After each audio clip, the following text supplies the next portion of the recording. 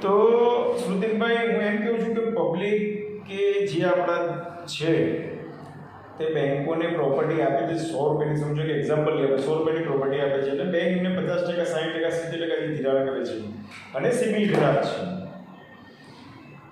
તો પણ એમને પ્રોપર્ટી સામે લોન નથી મળતી, તો એનું શું કીધું? તમને પ્રોપર્ટી તો આપે છે, તો પછી શું કરવા લોનમાં આટલી પ્રોબ્લેમ્સ થાય છે?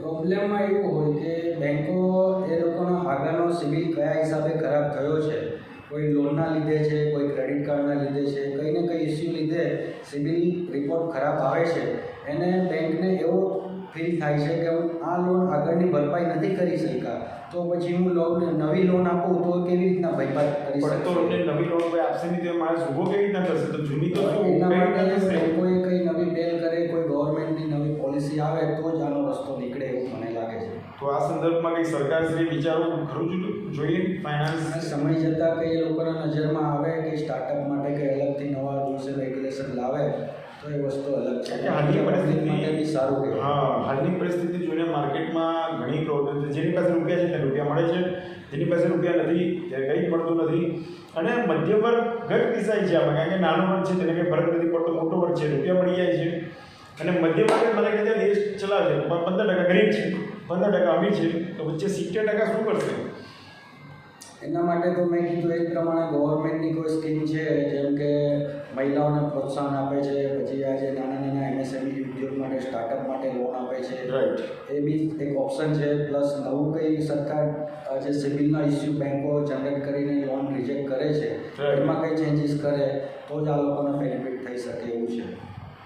તો તમારા હિસાબે કંઈક આપણે બીજું કંઈક નવું કંઈક વિચારવા અને સમજાવવા જેવું કંઈક પબ્લિકને? તો સ્ટાર્ટઅપ કર્યું છે ગવર્મેન્ટે, ફંડિંગ બી સારું આપે છે, પ્લસ આ એક જે સિબિલના ઇસ્યુ આવે છે, જે લોકોના હપ્તાઓ ભરપાઈ નથી થઈ શકતા, કોઈને કોઈ કારણસર સિબિલમાં નામ આવી જાય છે, તેવા કોઈ સ્પેસિફિક એક નવી પોલિસી ડિઝાઇન કરી અને જેથી કરીને બેંકને પણ નુકસાન ના જાય અને કસ્ટમરને પણ ફાયદો થઈ જાય એવો કંઈક બદલો રસ્તો કાઢે તો એ થોડુંક વધારે સ્ટાર્ટઅપ વધારે સ્ટાર્ટ થાય એવું લાગે છે. લોકો થોડી જ તકલીફ પડે છે તેમાંથી બહાર નીકળી શકે. નાના ઉદ્યોગકારો જે SME બિઝનેસવાળા છે ઘણા, કે જેમને લિક્વિડિટીની ઘણી જરૂર પડે છે, કારણ કે જેમ પૈસા હાથમાં તો માલ સસ્તો મળે છે, એવી બિઝનેસ લોકોની વાતો હોય છે કે અમારે જો રોકડું હોય તો પૈસાનો ફાયદો થાય છે.